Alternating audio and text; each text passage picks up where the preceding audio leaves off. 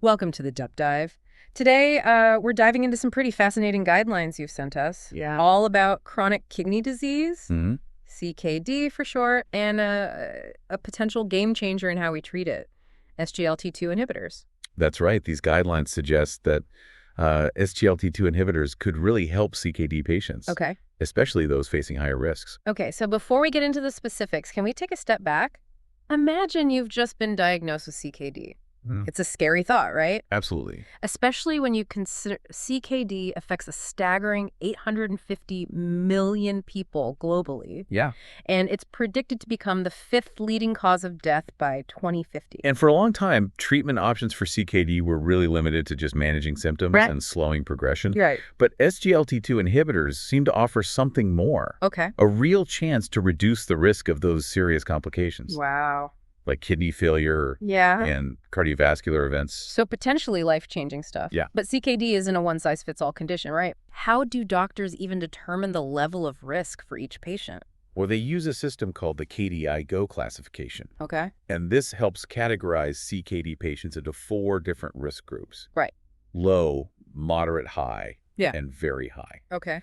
Think of it like staging cancer. Okay. Yeah. It helps doctors to understand the severity of your CKD. Okay, that's helpful. That's a helpful analogy. Yeah. So how does this KDIGO system work exactly? It's based on 2 key factors. Okay. Your GFR, which measures how well your kidneys are filtering waste, Okay. and your albuminuria, Okay. which indicates if your kidneys are leaking protein. So GFR is like your kidney's filter. Right. High GFR, it's working well. Low GFR means it's struggling. Exactly. And albuminuria is like checking for leaks in the system. Yeah. Makes sense. Yeah. But is this KDIGO classification foolproof?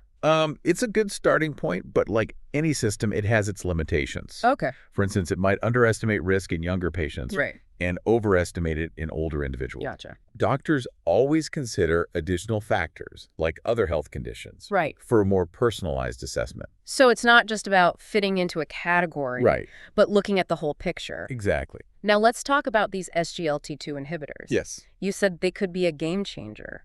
What makes them so special? Well, these medications were initially developed for type 2 diabetes, Okay. but studies started showing remarkable benefits for CKD patients as well. Oh, wow. They work by blocking a protein in your kidneys that reabsorbs glucose, Okay. leading to more glucose being excreted in your urine. Interesting. So they're sort of like tricking your kidneys Yeah, into getting rid of excess glucose. exactly. But how does that translate into benefits for CKD? That's where it gets really fascinating. Okay. By reducing that glucose reabsorption, SGLT-2 inhibitors seem to have a protective effect on the kidneys, Okay. slowing down disease progression and reducing the risk of complications. Okay, now we're getting to the heart of it. Yeah. So you mentioned these guidelines are based on some pretty extensive research. Absolutely. Yeah. 13 trials with over 29,000 participants inform these recommendations, Wow. making it a very robust analysis. That's impressive. Yeah. So what did these studies reveal about the effectiveness of SGLT-2 inhibitors across the different risk groups? Well, the results were positive across the board, Okay. but especially promising for those in the higher risk categories. Okay. For instance, in the very high risk group, Yeah. SGLT-2 inhibitors demonstrated a significant decrease in kidney failure events, Okay. 58 fewer per 1,000 patients. Wow, 58 fewer cases of kidney failure per 1,000. Yeah. That's a huge difference. Yeah. To put that into perspective, that's potentially saving 58 lives from needing dialysis or a transplant Wow. out of every 1,000 people. That's incredible. Can you break down how that works? It seems that by protecting the kidneys from further damage, Yeah. SGLT-2 inhibitors can significantly delay or even prevent the need for dialysis or transplant in many patients. That's remarkable impact. Yeah. But hold on, these studies are promising, Right. but they're limited, right? What are the gaps in our knowledge? That's a great question. Yeah. While the overall data on harms is limited and not risk stratified, Okay. the encouraging news is that across the board, SGLT-2 inhibitors show little or no increase in risk for various adverse events. Well, that's good. But remember, individual responses to medications can vary, Right. and there's always a need for more research, Right. especially for specific patient groups. Transparency is key, right? You mentioned that the benefits were particularly impressive for higher risk groups. Yes. Can you give us an example of what that looks like in real terms? Certainly for those in the very high-risk group, we're talking about potentially saving 48 lives per 1,000. Wow. They also saw a considerable decrease in cardiovascular mortality, Okay. non-fatal heart attacks, Hmm. and non-fatal strokes. Those are major wins. Yeah, But let's be honest, no medication is without potential side effects. What should someone considering SGLT2 inhibitors be aware of? you're right. And open and honest discussions with your doctor are crucial. Yeah. While data on harms might not be perfectly risk stratified, Right. SGLT2 inhibitors don't seem to increase the risk of major adverse events across any of the risk groups. Okay. However, individual risk can vary. Gotcha. So a personalized assessment is essential. So it sounds like we need to delve deeper into these specific recommendations for each risk group Right. and what they mean for you and your healthcare journey. Mm. That's what we'll be exploring in part 2. Absolutely. We'll break down the nuances of each recommendation, Okay. discuss the strength of the evidence, Yeah. and explore how all of this translates into practical advice for you. Perfect. We'll be right back after a quick break. Welcome back to the deep dive. Before the break, we were talking about the potential of SGLT2 inhibitors to transform CKD treatment, especially for those at higher risk. Now let's get into the nitty-gritty of these clinical practice guidelines and what they recommend for each risk group. Sounds good. Let's unpack these recommendations and what they mean for you if you're navigating a CKD diagnosis. Perfect. So, starting with the low-risk group, the guideline gives a weak recommendation in favor of SGLT2 inhibitors. What does weak even mean in this context? Yeah. Does it mean the medication isn't very effective for this group? Not necessarily. Okay. A weak recommendation just means that the evidence, while positive, isn't as overwhelmingly conclusive Okay. as it is in other scenarios. Gotcha. It also means that your individual preferences and circumstances play a larger role in the decision-making process. So it's more of a let's talk about the pros and cons and see what makes sense for you Yeah, evaluation. It's a shared decision-making process between you and your doctor. For the low-risk group, studies show a probable decrease in all-cause mortality Okay. and non-fatal stroke with SGLT2 inhibitors. Right. These are significant benefits, but the magnitude is smaller compared to the higher risk categories. Got it. Yeah. So a thoughtful conversation with your doctor is key. Yes. Now, what about the moderate risk group? Does the recommendation change? The recommendation for the moderate risk group is also weak Yep. and in favor of SGLT2 inhibitors. Gotcha. Again, we see a probable reduction in all-cause mortality Okay. and non-fatal stroke. Okay. However, the emphasis remains on individualized treatment decisions Right. based on your specific needs and preferences. Okay, so consistent theme so far. Shared decision-making with your doctor is paramount, Yes, but I imagine things shift a beat as we move into the high-risk category. you're absolutely right. Yeah. For the high-risk group, the recommendation strengthens, Okay. becoming a strong recommendation in favor of SGLT2 inhibitors. This signifies a higher level of confidence in the evidence, Right.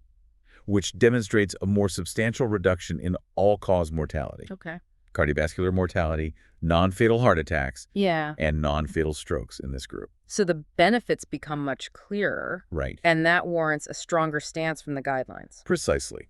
The evidence is more compelling, Gosh. showing a more definitive benefit to harm ratio Okay. for most patients in this category. And finally, let's talk about the very high-risk group. Yes. We already touched on some of the impressive stats earlier, Right. but what's the official recommendation? For the very high-risk group, the recommendation remains strong Oh. in favor of SGLT2 inhibitors. Okay. And remember, this is where we see the most dramatic benefits. Right. We're talking about potentially saving 48 lives per 1,000 Yeah. and a remarkable decrease in kidney failure events, 58 fewer per 1,000. Wow. Yeah, we talked about that earlier. That's a lot of people whose lives could be significantly improved. That's truly incredible, it sounds like. For this group, the evidence really speaks for itself. Yes. But even with strong recommendations, I imagine there are still nuances to consider. You're always right to be cautious. Right. Every individual is different. Yeah. And personalized risk assessment is essential. Of course. While the data on harms might not be perfectly risk stratified, Right. the overall picture is reassuring. Okay. These drugs don't seem to significantly increase the risk of major adverse events across any of the risk groups. That's good to know. Yeah. So it seems like the guidelines make a clear distinction between weak and strong recommendations Right. based on the strength of the evidence. Exactly. But what does this mean for someone listening who's trying to make sense of all this information? It's about having an informed conversation with your doctor. Okay. A weak recommendation doesn't mean the treatment is bad. Right. It means there's more room for individual preference Okay. and discussion with your physician. Got A strong recommendation means the evidence is more robust Yeah. and the benefits generally outweigh the potential harms. Okay, so it's not about blindly following guidelines, Right. but using them as a starting point Exactly. for a personalized conversation with your doctor. Yes. Now, I know we've talked a lot about the benefits, but we need to address the potential downsides as well. Sure. Are there any risks or side effects associated with SGLT2 inhibitors that people should be aware of? Transparency is key. Yeah. While these medications are generally well tolerated, Okay. potential side effects can include urinary tract infections, Okay. genital yeast infections, Yeah. and a slight increased risk of dehydration. Okay. There's also something called euglycemic diabetic ketoacidosis, Okay. which is a rare but serious complication. Euglycemic diabetic ketoacidosis. That sounds a bit intimidating. Yeah, it can be. Can you explain what that is and why it's a concern? It's a condition where your body produces high levels of ketones, which are acidic even if your blood sugar levels are normal. Right. It can be triggered by illness, Okay. fasting, or surgery. Yeah. And it's important to be aware of the symptoms and seek medical attention if needed. Okay. This is where sick day rules come into play. Sick day rules, we touched on that briefly earlier. Yeah. Can you remind us what those are and why they're important for people taking SGLT2 inhibitors? Absolutely. Sick day rules are essentially guidelines for adjusting your medication during times of illness, Okay. prolonged fasting, Yeah. or surgery. Right. They help to minimize the risk of complications, Gotcha. like dehydration or euglycemic diabetic ketoacidosis. So if you come down with a nasty flu, your doctor might advise you to temporarily pause your medication. Exactly. Okay. It's all about managing risk and staying safe during vulnerable periods. Right. It's crucial to have open communication with your healthcare team Yeah. and discuss any changes in your health status Right. or planned procedures so they can advise you on the best course of action. That makes perfect sense. Yeah, Knowledge is power when it comes to making informed decisions about your health. absolutely. Now, apart from the sick day rules, are there any other practical considerations for people taking SGLT2 inhibitors? One practical aspect is that most SGLT2 inhibitors are taken once daily, Okay. which makes it easier to manage. Yeah, that's convenient. You might also notice a temporary dip in your GFR, Okay. your kidney function marker, shortly after starting the medication. Yeah, okay. This is usually transient and not a cause for concern. That's reassuring. Yeah. I imagine it could be alarming to see a change in your lab results. Right. But knowing it's likely temporary is helpful. Absolutely. Okay. However, close monitoring, especially in high-risk individuals, Right. is still necessary. Of course. It's all about finding the right balance between potential benefits Yeah. and managing any potential side effects. So as always, open communication and regular checkups with your doctor are key. Oh. Now, you mentioned that there are different types of SGLT2 inhibitors. Yeah. Does this specific type matter? That's a good question. Or are they all basically the same? That's an important point. All SGLT2 inhibitors are considered to have similar effects, Okay. what we call a class effect. Okay. This means the specific brand you take, Right. like canagliflozin, Okay. dapagliflozin, or empagliflozin, Yeah. might not matter as much Right. as understanding the overall benefits and risks Right. associated with this class of drugs. So it's more about choosing the right class of drug rather than getting hung up on brand names. Exactly. The focus should be on working with your doctor to determine if an SGLT2 inhibitor, in general, Right. is appropriate for your individual situation. That's helpful clarification. Yeah. So we've covered the science, the benefits, the risks, the recommendations, We have. even the practical considerations, Yeah. but I have a feeling there's still more to explore, right? What about the big picture of CKD treatment and where these SGLT2 inhibitors fit in? That's what we'll be discussing in part 3, right? You got it. We'll zoom out Okay. and connect these findings to the broader landscape of CKD care Okay. and discuss the implications for patients, Yeah. healthcare providers, Right. and the future of treatment. Fantastic. We'll be right back after a quick Let's get it. break. Welcome back to the Deep Dive. We've been unpacking these clinical practice guidelines on SGLT2 inhibitors for chronic kidney disease, and it's clear these medications hold a lot of promise. But before we wrap things up, I think it's important to step back and look at the bigger picture. I agree. We've covered a lot of ground today. Yeah. From the science behind SGLT2 inhibitors to the specific recommendations for different risk groups. Now, let's connect these findings back to the broader context of CKD treatment Okay. and what it means for patients facing this challenging condition. Exactly. So what does the emergence of SGLT2 inhibitors even tell us about the state of CKD care? Are we entering a new era? What's fascinating here is that for a long time, CKD treatment was primarily focused on managing symptoms Yeah. and slowing down progression, but we had very limited options Right. to truly improve long-term outcomes. Right. SGLT2 inhibitors seem to be changing that. Okay. They're not just about symptom control, Yeah. but offering a real chance to reduce the risk of kidney failure, Okay. cardiovascular events, and even death. That's a huge shift. It sounds like these drugs aren't just adding another tool to the toolbox, they're fundamentally changing the way we approach CKD. That's a great way to put it. And the impact goes beyond individual patients. Okay. Remember, CKD is a global health concern affecting millions of people. Right. If these drugs live up to their promise, Yeah. we could see a significant reduction in the burden of this disease worldwide. That's incredible. It's not often we see such potential for widespread positive impact from a new treatment. But even amidst all this excitement, I'm curious about the limitations of the current guidelines. You mentioned that more research is needed. What are some of the key unanswered questions that scientists are still grappling with? One of the big ones is how to best personalize treatment. Okay. The current KDIGO classification system, while helpful, doesn't capture the full complexity of individual risk. Right. We need more refined risk prediction models that incorporate factors like age, ethnicity, other health conditions, Yeah. and maybe even genetic predispositions Wow. that'll allow us to tailor treatment more effectively. So it's about moving beyond broad categories and towards a more nuanced understanding of each patient's unique situation. Precisely, another crucial area for future research is understanding the long-term effects of SGLT2 inhibitors. Okay. The current trials give us valuable data on their short to medium-term benefits and safety. But we need more long-term studies to fully assess their impact over time. Okay. It's one thing to see positive results over a few years, Yeah. but knowing how these drugs perform over a decade or more is essential for making informed decisions. Right. Lifelong treatment. That makes a lot of sense, and we touched on this earlier, but there's also a need for more research on the safety and effectiveness of these drugs in specific subgroups. Yeah. Like those with very low GFR, those on dialysis, Right. and people with particular kidney conditions.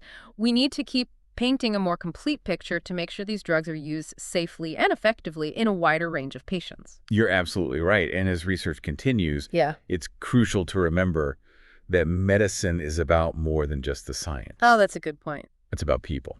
What do you think is the most important takeaway for someone listening who's trying to make sense of all this information about CKD and SGLT2 inhibitors? I'd say this.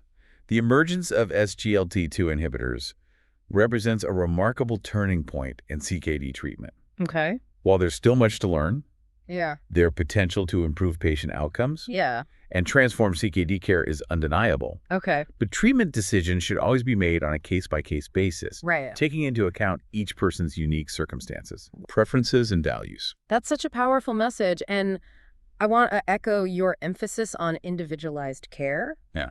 To our listener, if you're living with CKD or know someone who is, I encourage you to have an open and honest conversation with your healthcare team about the potential benefits and risks of SGLT2 inhibitors. This deep dive has hopefully given you some valuable knowledge, but it's not a substitute for personalized medical advice. Absolutely. And to those working in healthcare or research, let's embrace the challenge of translating these exciting scientific advancements into tangible benefits for patients worldwide. Let's keep asking tough questions, pushing the boundaries of knowledge, and ensuring that CKD care is not just about managing a disease, but about empowering people to live longer, healthier lives. I love that it's a reminder that we're all in this together. A huge thank you to our expert for sharing their insights and to you, our listener, for joining us on this deep dive. We hope you found it informative and engaging. Remember, knowledge is power, and we encourage you to keep seeking, keep learning, and keep diving deep. If you have any interesting source material you'd like us to explore in a future episode, don't hesitate to send it our way. We love a good challenge.